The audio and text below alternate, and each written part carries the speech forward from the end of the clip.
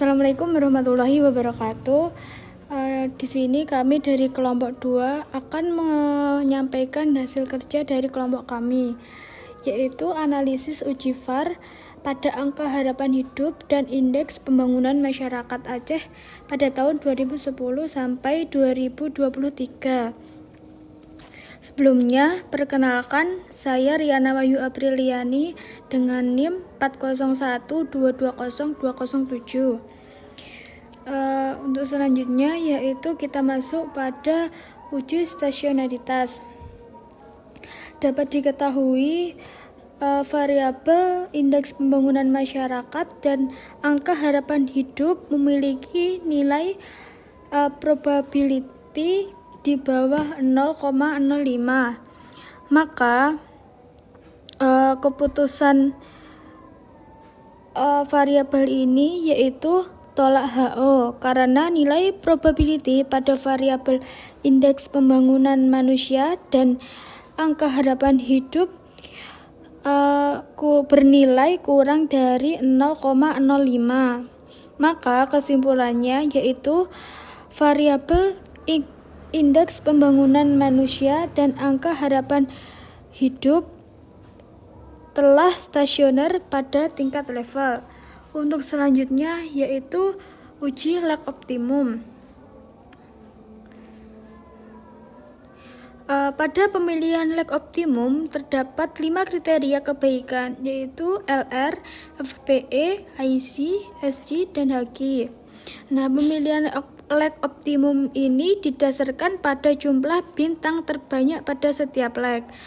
Pada data ini, tanda bintang terbanyak muncul pada lag 4, sehingga untuk analisis selanjutnya panjang interval model diganti 1,4. A few moments later. Sebelumnya, perkenalkan nama saya Rina Davaramadian, nomor absen 15, NIM 4012202200. Jadi untuk selanjutnya saya akan menjelaskan mengenai uji stabilitas pada model VAR.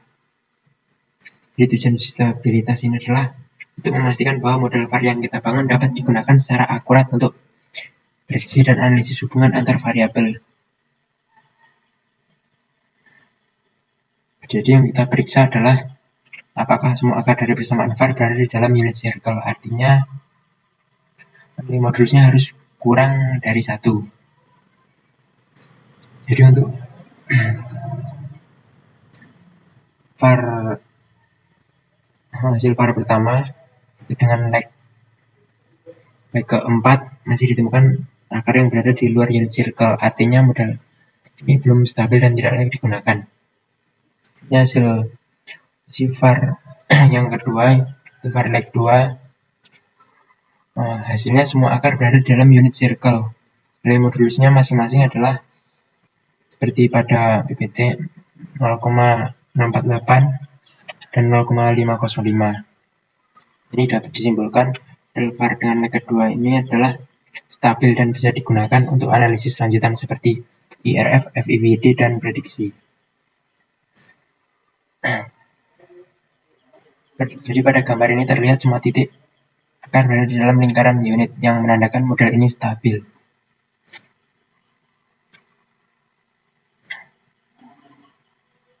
Untuk yang selanjutnya yaitu uji kointegrasi. Ini selanjutnya adalah hasil dari kointegrasi untuk melihat apakah variabel IPM dan AH memiliki hubungan jangka panjang. Jadi kointegrasi artinya meskipun dua variabel mungkin berfluktuasi, tetapi ada keseimbangan jangka panjang yang mengikat keduanya.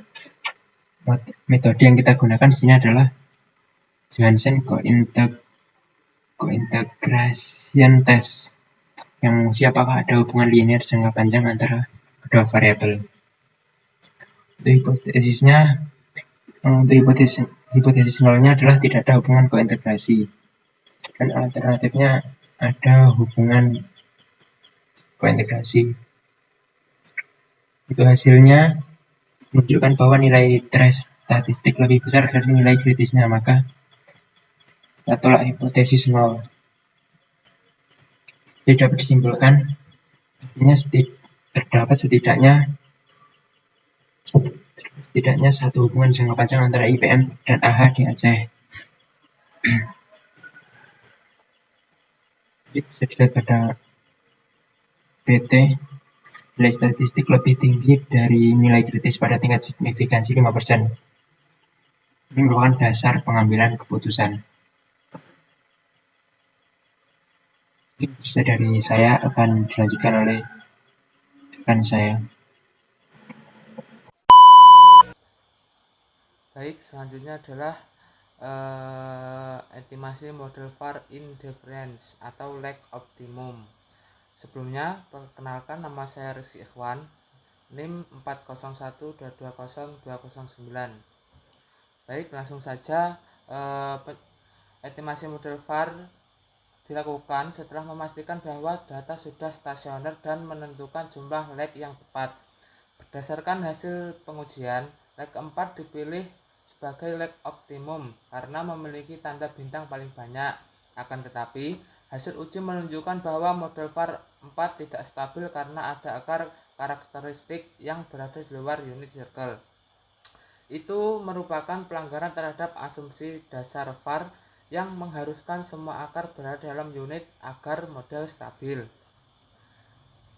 Selanjutnya adalah estimasi model VAR indifference uji stabilitas. Dari hasil uji tersebut ditampilkan dalam bentuk tabel roots dan modulusnya. Modulus adalah nilai mutlak dari akar karakteristik. Jika modulus kurang dari 1, maka akar berada di luar unit circle. Dapat terlihat bahwa dua akar memiliki modulus lebih dari 1. Ini ditandai berada dalam warna kuning. Akibatnya, model VAR 4 tidak stabil dan IRF dan FEVD dan prediksi model menjadi tidak reliable. Jadi diperlukan estimasi ulang dengan lag berbeda atau pendekatan lain untuk mencapai model yang stabil dan valid secara statistik. Baik, selanjutnya akan diterangkan oleh rekan saya. 1 hour later. Selanjutnya, saya Ria Ayu Melining Tias akan mempresentasikan PPT selanjutnya, yaitu bentuk model VAR indifference. Ya, seperti yang sudah tertera di PPT, ini sudah diperoleh persamaannya. DIPM ini sama dengan 1,012D dalam kurung IPM dalam kurung min 1 dan seterusnya. Dan kemudian DAHH-nya juga seperti yang di PPT ya.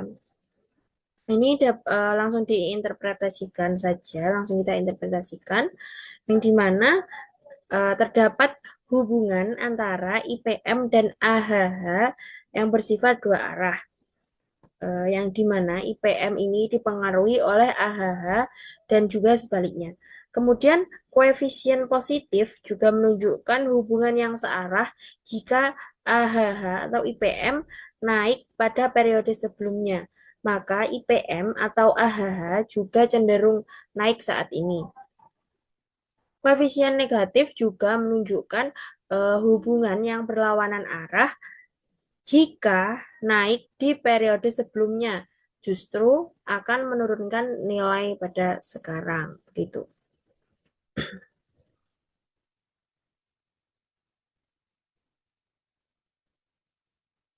Kemudian bisa kita simpulkan sementara yang mana terdapat hubungan yang signifikan antara IPM dan AHH baik 1 maupun 2 periode sebelumnya.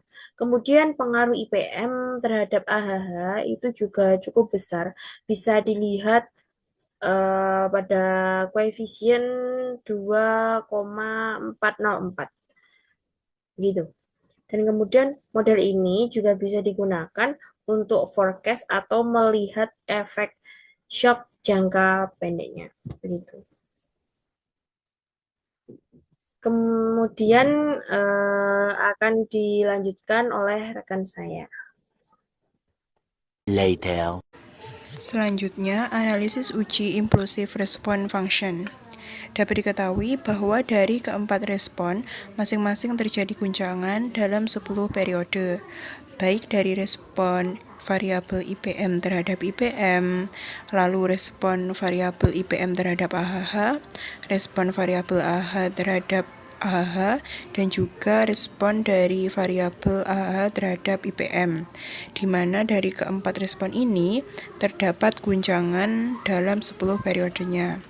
Namun apabila dilakukan uji IRF menggunakan periode sampai dengan 20, maka dapat diketahui bahwa guncangan sudah mulai mereda pada periode ke-10 sampai dengan 20. Jadi, jika menggunakan periode sampai dengan 20, respon dari keempat variabel ini mulai stabil dan juga konstan pergerakannya dalam grafik. Selanjutnya yaitu uji varian decomposition, di mana grafik-grafiknya berada di posisi yang hampir sama, sehingga antara variabel IPM terhadap AHH maupun variabel AHH terhadap IPM, keduanya ini saling mempengaruhi, maka keduanya berpengaruh secara signifikan.